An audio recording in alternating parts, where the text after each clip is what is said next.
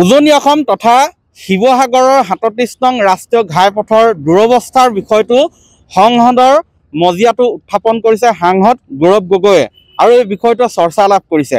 মই বৰ্তমান শিৱসাগৰৰ ৩৭ নং ৰাষ্ট্ৰীয় ঘাইপথত আছোঁ।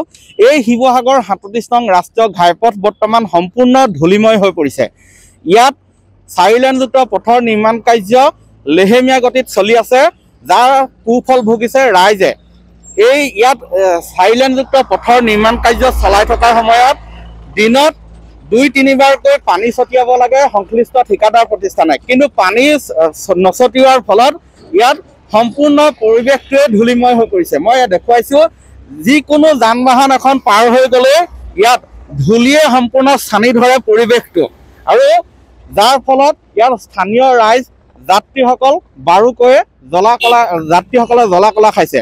ইয়াৰ মই দেখুৱাইছোঁ পৰিৱেশ।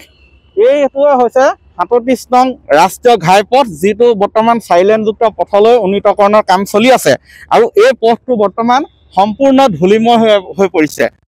স্থানীয় যিসকল লোক আছে, মই জানিব পাৰিম এয়া শিৱসাগৰৰ ৩৭ নং ৰাষ্ট্ৰীয় ঘাইপথৰ মই দৃশ্য দেখুৱাইছোঁ। মই এগৰাকী ব্যক্তি আছে স্থানীয়। দাদা অকণমান এইফালে আহিব। খুৰা, দাদা ধূলি কেনেকুৱা পাইছে? ধূলিটো পুৰা হৈ আছে, দেখিছে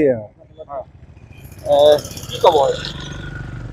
পানী চানী দিব লাগে, দিয়া নাই আৰু এইটো দিনে 3-4 পানী দিব লাগে। নাই দিয়া নহয় এবাৰ। এয়া মই দেখুৱাইছোঁ পৰিৱেশ।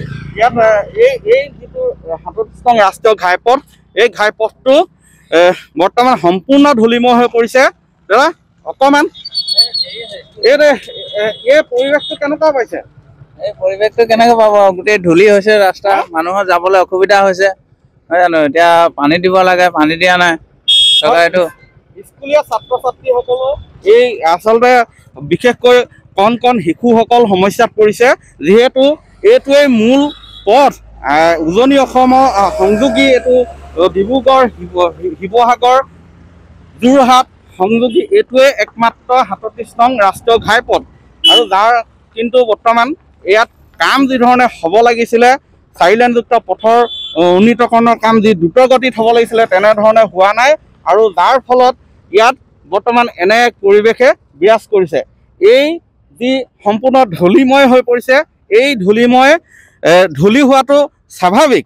এনেধৰণে পথ নিৰ্মাণ কৰি থাকিলে ধূলি হ'বই, কিন্তু তাৰ পৰা পৰিত্ৰাণ পাবলৈ সংশ্লিষ্ট ঠিকাদাৰ প্ৰতিষ্ঠানসমূহে সময়মতে পানী ছটিয়াব লাগে, কিন্তু পানী নছটিওৱাৰ ফলতে ইয়াত এনেধৰণৰ সমস্যাৰ সন্মুখীন হৈছে ইয়াৰ স্থানীয় ৰাইজ, ইয়াৰ এই ঘাইপথেৰে অহা যোৱা কৰা যাত্ৰীসকল।